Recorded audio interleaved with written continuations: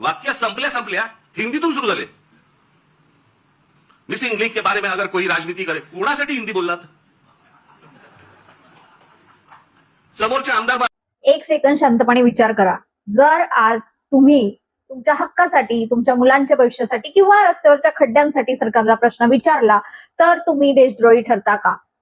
जर तुम्ही विचारलं की आमचे टॅक्सचे पैसे कुठे गेले तर तुम्ही भाड्याचे तट्टे ठरता का?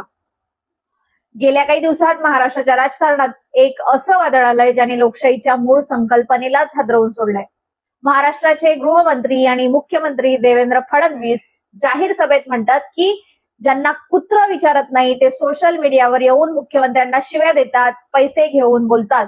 पण या विधानानंतर महाराष्ट्रात जे काही घडलं त्याने संपूर्ण राजकीय वातावरण पेटून दिलंय। कारण या वादात आता थेट एंट्री झालीये राज ठाकरे साहेबांची। त्यांनी थेट एकेरी भाषेत मुख्यमंत्र्यांवर आणि फडणवीसांवर असा हल्ला चढवलाय जो आजवर कोणी केला नव्हता। पण हा वाद फक्त दोन मोठ्या नेत्यांमधला नाहीये, हा वाद आहे तुमच्या, आमच्या आणि या संपूर्ण महाराष्ट्राच्या अस्मितेचा। आज आपण या व्हिडिओमध्ये अशा काही भयंकर फॅक्टचा पर्दाफाश करणार आहोत जे ऐकल्यानंतर तुमच्याही अंगावर काटा येईल। हा व्हिडिओ शेवटपर्यंत नक्की बघा, कारण शेवटी तुम्हाला कळेल की मुळात महाराष्ट्राचा अपमान जनता करते की सत्तेत बसलेले हे पांढरपेशी नेते। नमस्कार मित्रांनो, मी राजश्री आणि तुम्ही पाहताय राजश्री अनफिल्टर्ड। लोकशाही जनता ही मालक असते आणि निवडून आलेले लोकप्रतिनिधी हे सेवक असतात असं आपण आजवर पुस्तकात वाचत आलोय, म्हणत आलोय। पण आज महाराष्ट्रात चित्र उलट झालंय। जनता जेव्हा प्रश्न विचारते तेव्हा नेत्यांना वाटतं की त्यांचा अपमान झाला। नुकतंच पुणे मुंबई महामार्गावरील अब्जावधी रुपये खर्च करून तयार केलेल्या मिसिंग लिंक प्रकल्पावर दरड कोसळल्याची एक अत्यंत भयंकर घटना घडली। हा प्रकल्प म्हणजे सरकारचा ड्रीम प्रोजेक्ट होता, पण पहिल्याच पावसात तिथली माती सरकली, दरड कोसळली आणि त्याचे व्हिडिओ सोशल मीडियावर व्हायरल झाले। नेटिझन्सनी, सर्वसामान्य तरुणांनी आणि विरोधकांनी सरकारला प्रश्न विचारायला सुरुवात केली की साहेब, हजारो कोटी रुपये खर्च करूनही काम असं कसं झालं? पण या प्रश्नावर उत्तर देण्याऐवजी देवेंद्र फडणवीस संतापले। ते म्हणाले, माझी बदनामी करा, पण महाराष्ट्राची बदनामी कराल तर कोणालाही सोडणार नाही। हे लोक पैसे घेऊन मुख्यमंत्र्यांवर बोलतात, पण मित्रांनो खरी कथा इथे संपत नाही, तर खरा गेम पुढे आहे। फडणवीसांचं हे विधान ऐकल्यानंतर मनसे प्रमुख राज ठाकरे एवढे भडकले की त्यांनी रेल्वे कामगार सेनेच्या वर्धापन दिनानिमित्त घेतलेल्या सभेत थेट फडणवीसांना उघडं काढलं। राज ठाकरे पहिल्यांदाच फडणवीसाचा एकेरी उल्लेख करत म्हणाले, तू मुख्यमंत्री ना रे महाराष्ट्राचा, लोकांचे प्रश्न विचारायचे नाहीत का? पण विचार करण्यासारखी गोष्ट ही आहे की जेव्हा जेव्हा या राज्यात मोठे घोटाळे होतात, अपघात होतात, तेव्हा याला नैसर्गिक आपत्ती म्हणून कसं काय मोकळं सोडलं जातं। चला आज आपण या संपूर्ण सिस्टीमचं कसं कार्य ते बघूया। पहिले समजून घेऊया की हा मिसिंग लिंकचा नेमका प्रकार काय आहे। मुंबई आणि पुणे या दोन मोठ्या शहरांना जोडणारा हा महामार्ग महाराष्ट्राची जीवनवाहिनी आहे। तिथे तासनतास होणारी वाहतूक कोंडी टाळण्यासाठी हजारो कोटी रुपये खर्च करून भुयारी मार्ग आणि मिसिंग लिंक तयार करण्यात आली। पण पहिल्याच मोठ्या पावसात तिथे दरड कोसळते। आता जेव्हा यावर टीका झाली तेव्हा सत्ताधारी आणि भाजपचे लोक काय म्हणाले माहितीये? राज ठाकरे यांनी आपल्या भाषणात याचा पोलखोल केला। सत्ताधारी म्हणतात, अहो ती तर नैसर्गिक गोष्ट आहे, झाड पडलं, माणूस मेला, मुलगा गटारात पडला, मुलगा मेला, हे सगळं नैसर्गिक आहे। यात राजकारण आणू नका, पण विचार करा, जर हेच सरकार विरोधकांचं असतं आणि तेव्हा जर अशी दरड कोसळली असती तर आज सत्तेत बसलेल्या लोकांनी गळा काढून आंदोलनं केली नसती का? राज ठाकरेंनी नेमका हाच टोला लगावला। ते म्हणाले, वा रे वा, तुमचं सरकार असल्यावर ती नैसर्गिक गोष्ट आणि इतरांचं सरकार असल्यावर तुम्ही त्यावर राजकारण करणार, तुम्ही काय सत्तेचा अमरपट्टा घेऊन आला आहात का? पण मित्रांनो, यापेक्षाही भयंकर गोष्ट म्हणजे सोशल मीडियावरील ट्रोलिंगची भाषा। फडणवीस म्हणतात की सोशल मीडियावरचे लोक कचरा बोलतात, घाण बोलतात। यावर राज ठाकरेंनी जे उत्तर दिलंय ते ऐकून तुम्हाला पटेल की या गोष्टीची सुरुवात नेमकी कोणी केली होती। राज ठाकरे म्हणाले, गेल्या 10 ते 12 वर्षात मोबाईलवरून विरोधकांना शिव्या घालण्याची, घाण बोलण्याची, वाईट साईट भाषा बोलण्याची प्रथा तुमच्याच IT सेलने आणि टीमने सुरू केली। आज जेव्हा तीच गोष्ट दामदुपटीने तुमच्या अंगावर उलटली आहे तेव्हा तुम्हाला याचा त्रास होतोय। याला म्हणतात कर्माचे चक्र। जे तुम्ही पेरणार तेच तुम्ही मिळवणार, किंवा जे पेरतं तेच उगवतं। पण सत्तेच्या नशेत धुंद असलेल्या नेत्यांना हे समजत नाही। आता आपण वळूयात त्या मुख्य मुद्द्याकडे, जो फडणवीस म्हणाले की मी महाराष्ट्राचा अपमान सहन करणार नाही। मग साहेब आम्हाला सांगा, खरा महाराष्ट्राचा अपमान कधी होतो? देवेंद्र फडणवीस साहेब म्हणतात, माझा अपमान करा पण महाराष्ट्राचा अपमान सहन करणार नाही। चला तुमच्याच या वाक्याचा धागा पकडून आपण काही फॅक्ट्स तपासून घेऊया की महाराष्ट्राचा अपमान नेमका कधी होतो. आमच्या अस्मितेचं, आमच्या विश्वासाचं, आमच्या श्वासाचं आणि महाराष्ट्राच्या स्वाभिमानाचं सर्वोच्च प्रतीक असणारे छत्रपती शिवाजी महाराज, मालवणच्या राजकोट किल्ल्यावर छत्रपती शिवाजी महाराजांचा भव्य पुतळा उभारण्यात आला.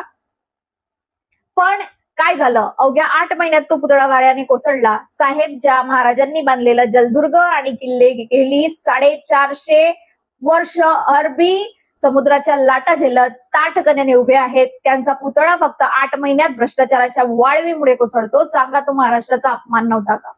जेव्हा तुमची अस्मिता कुठे गेली होती, त्या पुतळ्याच्या कामात कोट्यवधींचा भ्रष्टाचार झाला, तेव्हा महाराष्ट्राची मान जगभरात शर्मेने खाली गेली नाही का?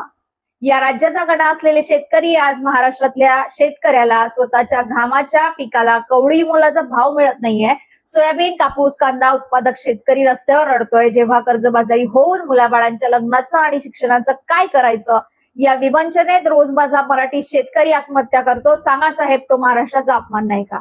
एका अन्नदात्याला स्वतःच्याच मातीत फासावर लटकवून जीव द्यावा लागतो, यापेक्षा मोठा महाराष्ट्राचा अपमान दुसरा कोणता असू शकतो? पण थांबा, हे तर फक्त 2च मुद्दे झाले. खरा धक्का तर पुढे आहे, ज्याने महाराष्ट्राच्या शिक्षण व्यवस्थेचा आणि संस्कृतीचा लिलाव केलाय. नीट आणि टीईटी पेपर फुटी.